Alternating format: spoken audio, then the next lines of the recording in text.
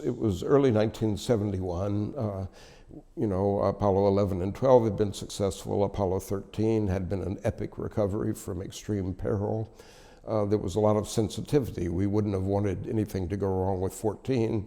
Some people feared that that might be the last Apollo flight if it was unsuccessful. So that was in the background.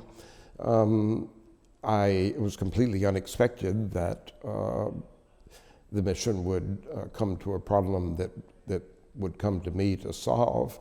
But in fact, it was my software that was involved with the problem.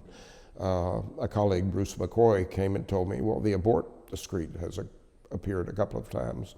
And I realized, of course, that could ruin the mission. And the next step was to look at the code, to go back and find the code that was flying on that particular mission, and to figure out how to defeat my own software.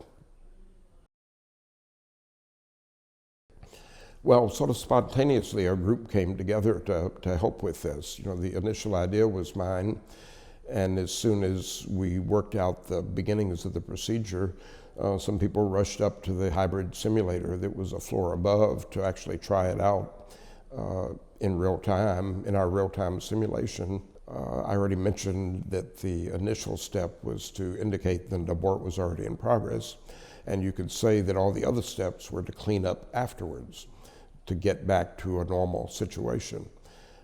It involved something like 65 keystrokes into the computer by the astronauts, every one of which had to be perfect. In a lot of ways, the Apollo project was like a big collective art project. There is an aesthetic element, a literary element to writing flight code, and I would say there's an artistic element to any kind of engineering. Imagination and intuition play a role. So I don't make a hard line between art and engineering.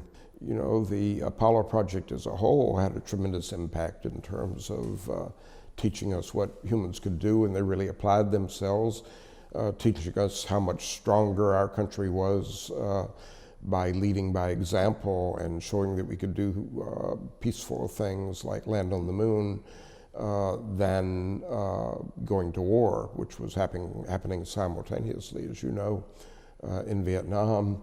I think the era we were in the 60s was more idealistic, and I think the Apollo project was both evidence of that and a result of that. I have had the somewhat weird experience of watching myself played by an actor. Don? Don. What? In the series From the Earth to the Moon, I believe was the title, in 1996. And the actor playing me walks into the room where the work was going to be done and sort of rolls up his sleeves and says, "Get me coffee and get me so-and-so," a name that I don't even recognize. Okay, I need coffee, I need Saltzman, and I think we got to start from the beginning on this. And the idea that I would have walked in and demanded anything in that tone of voice would have been absurd. I would have been laughed at.